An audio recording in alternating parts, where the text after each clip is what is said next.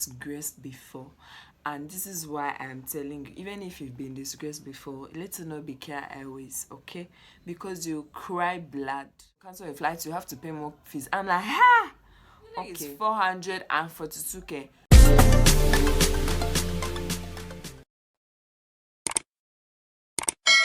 Hi guys, hello everybody, welcome back to my channel. If you're new here, my name is Pauline Study, and if you just stumbled on this video, I know it's not by mistake, so please stay around. My name is Pauline Study and welcome here. So guys, my last video, I promised you guys that I'll come and gist you guys about my wars with Kenya Airways, and in my last video I even said never, you guys, you've not been disgraced before, and this is why I'm telling you, even if you've been disgraced before, let it not be Kenya Airways, okay? Because you cry blood.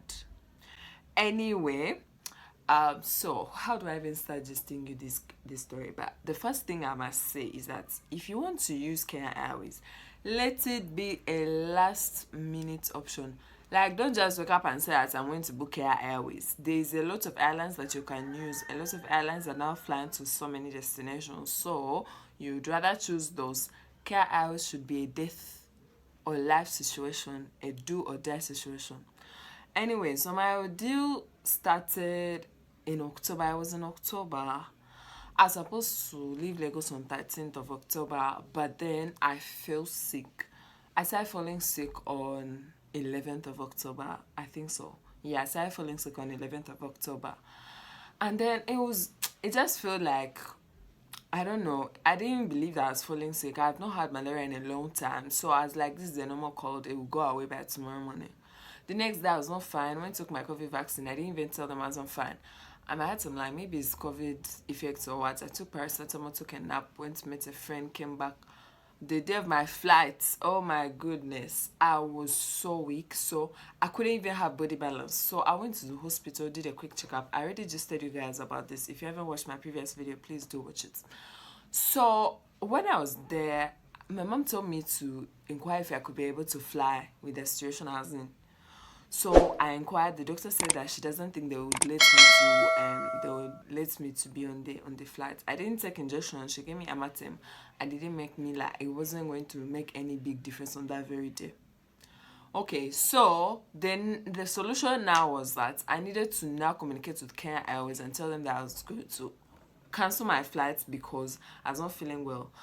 But on 12th, was it on 12th? Yes, on 12th, I was at KQ Airline, at KQ. Now, the first one with them is that normally, because I've flown on KQ before, it's not a first time, it's not a second time. And some time back last year, I was going to travel with them. And then I was just saying with a friend, and my friend is like, oh, by the way, when is the flight? Can you check out on it? So check out on it. The flight had been cancelled weeks. They did not send me a text message. They did not email me. They did not call. They did not do anything. So I was like, oh my goodness. So in that first war, I was like, the good thing is that I had a friend who was in Nairobi, so my friend just volunteered to go to their offices and help me with schedule to another date. And meanwhile, this was the last day for free rescheduling. Those who are rescheduling after that are going to have to pay. So I'm like, cool. So that war, it wasn't that bad. But the thing is, you cancel someone's flight. It's not that I asked for a cancellation, but I think they canceled because maybe their aircraft had an issue or the weather or something. You don't even communicate. And then you're waiting to bill them, and that's when you're going to communicate. That is what KQ does. So this recent time, so when I was at that office, what took me to the office on 12th after taking my vaccine is that the same thing was happening. On my flight, it was showing my departure because I was going to leave in Nairobi. So from Lagos to Nairobi, it was going to, there was no flights there. It was showing red. It wasn't confirmed. But from Nairobi to my final destination, it was showing confirmed. I'm like, oh Lord Jesus Christ, see this wahala. Meanwhile, they had even added a stop in Cameroon and they hadn't even communicated. I'm like, okay, these people know how to make the terms and conditions of their tickets, but I don't even know how to abide by them. So when I was there, I asked them, guys, what is happening with my ticket? They're like, oh, there is a refueling stop that was added in Cameroon. Apparently, because they cannot manage the taxes at MMA. So they have to now look for better options. And one of the better options is to stop over in Cameroon for refueling. I'm like, okay. So I asked them, I'm like, guys, I'm not feeling well. So I'm wondering what would happen if I continue like this through tomorrow. What will happen? Oh, we'll have to cancel your flights. You have to pay more fees. I'm like, ha! Okay. I did not make this expression. I just got my boss, went back home, took a nap, everything. Now 13th was here. I was not feeling well. My mom told me to ask. I asked. They told me I couldn't fly. So now I had to not again contact them. So because I was really not feeling so well, my workmate helped to email them. He decides to email KQ. He even copied me in, copied my supervisor in, copied the HR in. So when he sends the email, KQ is like, okay.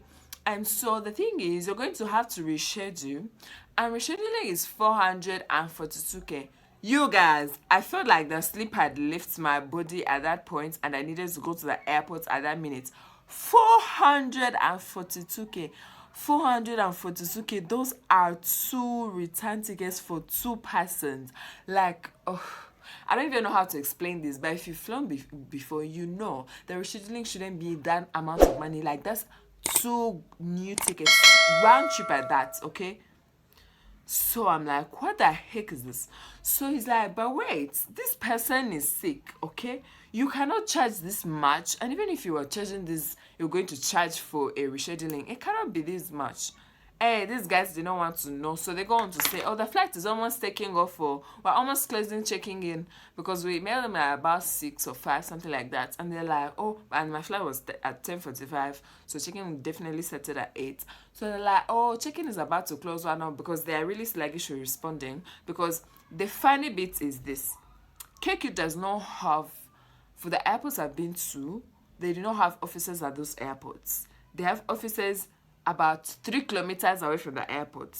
Secondly, their numbers that they assign for those countries don't work, because the numbers in Lagos weren't working. Getting to the destination, if for example you live on the island and you have to go, you have issues with the ticket and I can't solve it online, my dear, you're going to have to move the traffic to Ikeja to be able to solve that issue. That's how draining it is.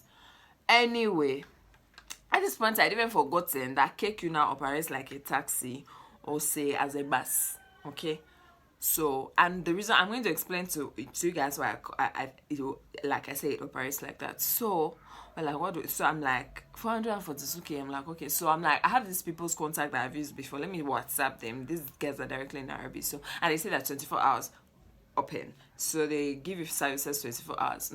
Okay, so I text these people. This person tells me rescheduling is going to cost me about $200 and something dollars. To get the story short of this whole rescheduling thing, they tell me another person. So I'm like, let me just inquire, because my whole idea at this point, because they weren't going to help me reschedule for free, and I was already used to that fact. So I was wondering, why are they charging me? Like, why are they overly charging me? So at this point, I was like, you know what, let me just cancel this ticket that I have, ask for a refund, and buy a complete new ticket. Okay, so now I'm like, let me inquire from this person how much. So they already told me 442 in the email. 3 times they told me different prices. They told me $350 on WhatsApp. Another told me about $200 and something dollars. Another told me $155. Okay, so at this point, I'm like, wow, let me just ask for a new ticket. So I again texted. This is on WhatsApp meanwhile. So I asked this agent, I'm like, so meanwhile, they have a bot, so different agents come speaking to you. So that is how they get the discretion to charge you whichever amount they feel like charging you. They call it, is it flight difference or something? So I asked this lady, oh, my mom wants to fly from Lagos to Nairobi. How much is it going to be? One? They told me $680. You guys, at this point, I was like, hey, Jesus. KQ is just going to be looting for me at this point. So, to cut the story short, I had to find someone to help me go to KQ offices and buy a new ticket. But altogether, it was so hectic, because before even I bought that ticket, I went to Twitter. So I'm like, I think these guys need to be taken out on social media so that they understand that what they're doing is wrong. When I reached the account, everyone was crying lost luggage. Everyone was crying my ticket has been cancelled. Everyone was crying different problems. I'm like, Jesus, what happened to me when I was booking this flight? Did I forget that these people actually operate like a dead ass bus? Like, what the heck is happening? So everyone was crying, and then I remembered when I was traveling earlier on, I traveled with a lady, same KQ now, and the lady was telling me they traveled to Zambia, and then her luggage was sent to Rwanda. She spent the trip was 6 days. For 5 days, she had nothing, like she had no clothes, no nothing. Until she told KQ, you guys, I'm going to drag you on social media. You're not going to forget this. You're going to learn that, you guys, luggage that I've been telling her she's like they're chasing for 5 days, it now appeared in 5 hours, and I'm not even lying about this. I'm like, hey Jesus, what the heck is happening here? So when I was on their Twitter page, apparently I think that people who work with them, or maybe they're frauds, keep on forming accounts, Kenya Airways agent. I'm like, I'm not chatting with anyone, I need to chat directly with them. These guys successfully ignored me. People retweeted my tweets, and these guys actually ignored me. But people and then that these people under their tweets, every time they would go and complain and cry for their luggage. I'm like, wow, KQ Airways, we are done. And now the reason why they're always having issues is because they try to have several different ways to be able to solve issues, and that's why they have 10,000 issues affecting all their travelers. It's either your luggage is lost, it's either they're canceling your flight. I don't even know. These guys have cancelled my flight before on the check-in, and I was looking like this. And simply because most people who use KQ are last-minute travelers. It's not that they actually planned way before to come and travel with KQ, because KQ is tears. Guys, only travel with KQ if you're going to. I don't even know, like I already said, if it's a do or die.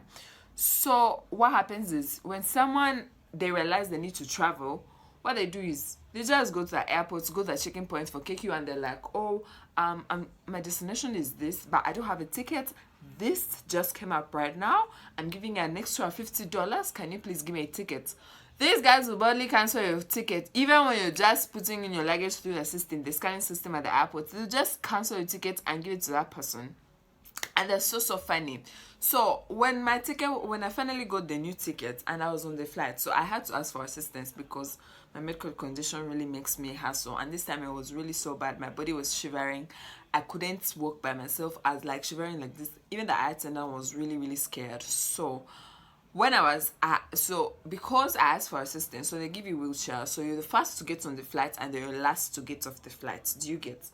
So when I was getting on the flight at MMA, and then so I was getting on the aircraft, so when I reached there, after I had sat everything, this person dressed like a bus conductor came and started asking, just like me. Ideally they're supposed to be in red, maroonish red something, came and started asking, because when you're entering the flight they're supposed to be looking at your ticket. Do you get?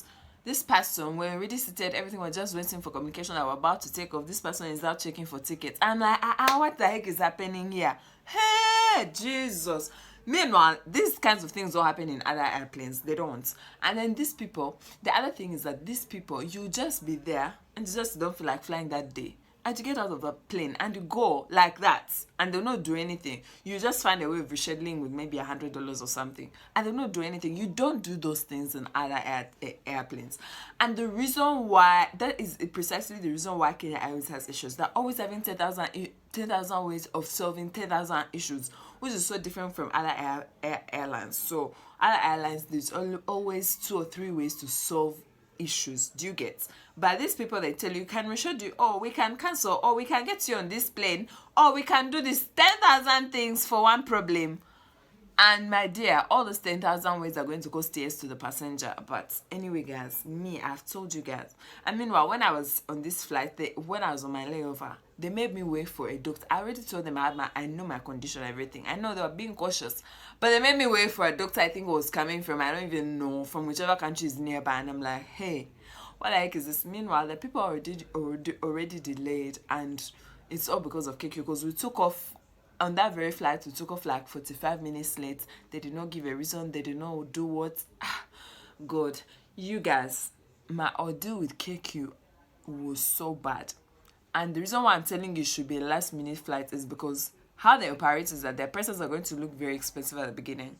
like if you're planning a month before or something. But towards your flight date, they're going to be the most affordable people, and that is why if you're going to do cake, you let it be a last minute thing, okay? Because my dears, I dragged these people on Twitter, I dragged them where they did not solve anything. Anything. At the end of the day, $1,000 down in the drain for just one ticket. One ticket, my dear. Anyway, guys, I've just gisted you guys. If anyone is watching this video and they think that I'm dragging KQ, I am actually dragging them. I'm actually dragging them into the mud and showing people how terrible they can be. Very terrible, do you get? And you see, a funny bit is that you even get into a flight and there are like 100 seats that are empty. That is how bad it is. But I've said my story. I needed to come and just you guys about it because nah. Anyway, guys, please do subscribe to my channel. Don't forget to put a thumbs up. By the way, guys, if you've been following me for a while or if you've watched some videos, I did Americana in Accra. I wanted to do Americana in Lagos, acting Americana. But knowing Lagos, they will just turn me down and beat me up. But I'm planning to do this in Kampala, so please do tell me what you think. And also leave a comment down below. And I'll see you guys in my next video. Bye bye.